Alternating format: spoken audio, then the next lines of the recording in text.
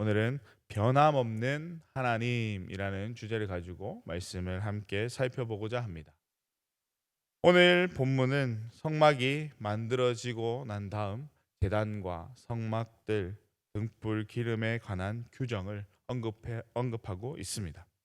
하나님은 성막이 만들어지고 난 다음에 제단을 제작할 것을 모세를 통하여 명령하고 계십니다. 이 제단은 희생 제물을 태우기 위한 장소였습니다.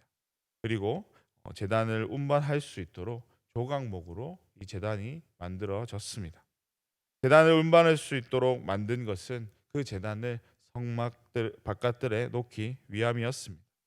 제단이 언약궤만큼 신성한 것은 아니었지만 성소에 들어가기 전에 꼭 필요한 것이었습니다. 자신에게 있는 죄 씻음을 받아야만 성소에 들어갈 수 있었기 때문에 이 제단은 꼭 필요한 것이었습니다. 제단이 성막 한가운데 놓여져 있었지만 아무나 다룰 수 있는 것은 아니었습니다. 오직 제사장과 대제사장만 이것을 다룰 수 있었습니다. 구약 시대의 제단은 하나님께로 나아가기 위한 첫걸음과도 같은 것이었습니다. 하나님께 나아가기 위해서는 먼저 제 씻음을 받아야 하는데요. 제단이 이 역할을 감당했습니다.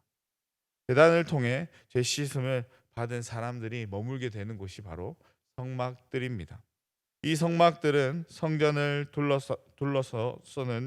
둘러싸는 공간으로 외부와는 구별되어진 곳이었습니다. 이 성막들에서 하나님이 임재하는 그 모습을 볼 수 있었습니다. 이처럼 성막은 구약 시대에 하나님과 교제할 수 있는 특별한 장소였습니다. 그런 장소를 하나님께서 어떻게 만들어야 하는지 모세를 통해서 설명해 주고 계신 것입니다. 성막에 필요한 것들을 만드는 방법을 제시하신 하나님께서 마지막으로 등불을 잘 관리하라라고 말씀하고 계십니다. 이 등불은 아침부터 저녁까지 항상 켜져 있어야만 했습니다. 그리고 등불에 사용되어지는 기름은 가장 깨끗하게 정련된 기름인 감람유를 사용해야만 했습니다. 거룩하게 구별된 장소에 거룩한 기름으로 꺼지지 않는 등불을 관리해야만 했습니다. 그리고 이 등불은 이스라엘을 쉬지 않고 지키시는 하나님을 상징하는 것이기도 했습니다. 애굽에서 나온 이스라엘 백성을 하나님께서 어떻게 인도해 주셨나요? 낮에는 구름 기둥으로, 밤에는 불 기둥으로 그들을 인도하셨습니다. 하나님은 그때와 같이 동일하게 이스라엘 백성들을 살피고 인도하신다라는 것을 이 등불을 통해서 알려주고 계신 것입니다. 이렇듯 하나님은 모세를 통해 성막에 필요한 것들을 준비하도록 하셨습니다. 이 모든 과정은 하나님을 만나기 위해서 꼭 필요한 과정이었습니다. 이러한 과정을 거쳐 만들어진 이 성막을 통해서 하나님께로 나아갈 수 있었던 것입니다. 그리고 이 과정은 이스라엘 백성이 출애굽한 때부터 가나안에 정착해 그들이 살아갈 때까지 계속해서 지속되어졌습니다. 때문에 이 성막은 구약 시대에 꼭 필요한 것이었습니다. 그런데 신약 시대에 와서는 이러한 성막 제도가 무너지게 되었는데요. 예수님의 십자가 사건으로 달라지게 되었습니다. 예수님께서 죄에 대해서 단번에 죽으심으로 더 이상 구약 시대에 드리던 제사를 드리지 않아도 되는 변화가 일어난 것입니다. 그 사건 이후로 더 이상 번제를 드리지 않아도 되었습니다. 이 모든 것이 하나님의 은혜로 말미암은 것이었습니다. 무엇보다도 우리는 이러한 하나님의 은혜에 합당한 삶을 살아갈 수 있어야 하는데요. 우리가 하나님 주신 그 은혜에 합당하게 살아가기 위해서는 어떻게 해야 할까요? 먼저 예배의 제단을 바르게 쌓을 수 있어야 합니다. 우리의 예배가 바로 세워질 때 하나님과 거룩한 교제를 나눌 수 있게 됩니다. 그리고 우리 삶에 하나님을 찬양하는 찬양의 고백이 끊어지지 않는 삶을 살아갈 수 있게 됩니다. 때문에 예배의 제단은 우리가 신앙생활을 하는 데 있어서 바로 세워져야 할 요소입니다. 이스라엘 백성들에게도 요구되어졌던 모습과 동일한 것입니다. 우리의 심령에 예배가 바르게 세워질 때 긍정적인 모습이 우리 가운데 생겨날 수 있게 되고, 또 우리의 삶이 세상 속에서 구별된 삶을 살아갈 수 있게 됩니다. 구별된 삶을 통해서 예수 그리스도를 증거하는 우리의 삶의 모습이 될 수 있습니다. 이 구별된 삶은 우리에게 주어진 복음 사명을 잘 감당할 수 있도록 우리를 도와주기까지 합니다. 때문에 우리의 예배가 회복되어진다라는 것은 하나님의 은혜에 합당한 삶으로 살아가는 것과 동일한 것입니다. 은혜에 합당한 삶을 살아가기 위해서 필요한 또 한 가지가 있는데요. 바로 하나님과 끊어지지 않는 교제가 필요하다라는 것입니다. 우리가 신앙생활을 하다 보면 하나님과의 관계가 일정하지 않다라는 것을 깨닫게 됩니다. 저 역시 그러한 경험을 종종 하곤 하는데요. 하나님과의 관계가 일정하지 않는 이유가 무엇일까요?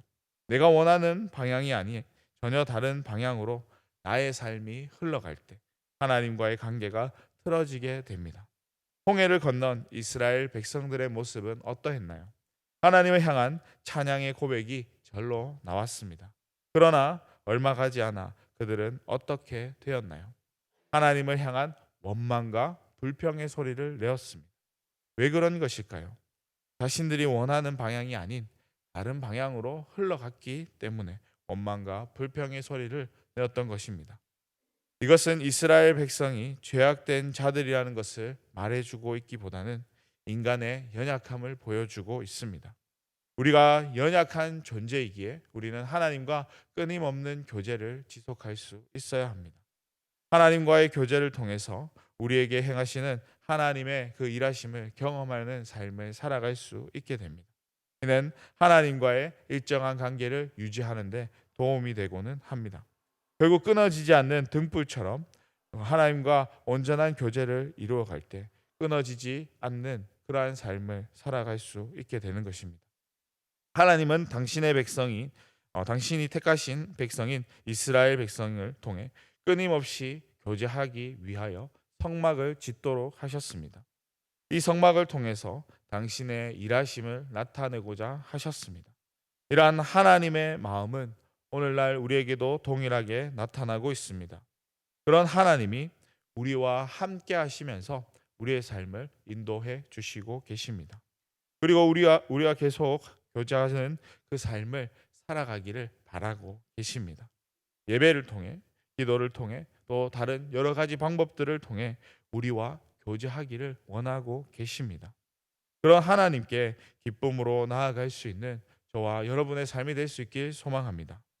비록 우리는 연약하여 하나님을 찾지 않을 때도 있지만 하나님은 여전히 그 자리에서 우리를 기다리고 계십니다. 변함없는 모습으로 우리를 기다리고 계십니다. 이 사실을 기억하시고 다른 곳으로 나아가는 것이 아니라 하나님께로만 나아가는 우리의 삶이 하나님 앞에 우리의 삶을 하나님 앞에 맡기며 나아갈 수 있기를 바랍니다. 우리의 삶을 통해 인도해 주시는 하나님의 그 놀라운 이적을 끊임없는 교제를 통해서 경험하는 우리의 삶이 되고, 또 그 삶으로 말미암아서 하나님 앞에 온전한 제단을 쌓으며 나아갈 수 있는 저와 여러분의 삶이 될 수 있기를 주님의 이름으로 간절히 축원합니다. 기도하겠습니다. 사랑과 은혜 풍성하신 하나님 아버지여, 하나님, 우리가 온전히 주님 앞에 나아갈 수 있기를 소망합니다. 하나님께서 이스라엘 백성에게 명령하신 것과 같이 우리에게 주어진 그 삶도 하나님 앞에 온전히 잘 감당함으로 나아갈 수 있도록 연약한 우리의 삶을 주님께서 붙잡으시고 인도해 주시옵소서. 부족한 가운데에도 하나님 앞에 온전한 제단을 쌓을 수 있는 우리의 심령이 될 수 있게 해주시고, 또 날마다 하나님과 끊임없는 교제의 삶을 살아갈 때에 하나님, 우리의 심령이 세상과 구별되어져서 거룩한 삶으로, 또 하나님을 증거하기에 부족함이 없는 삶으로 그 삶이 쓰임 받아질 수 있도록 하나님께서 연약한 우리의 삶을 붙잡아 주시고 인도해 주시옵소서.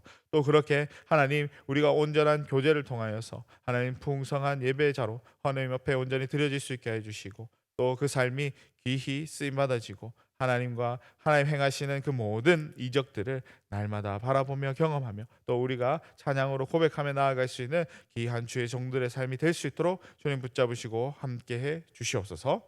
감사드립니다. 거룩하신 예수님의 이름으로 기도드리옵나이다. 아멘.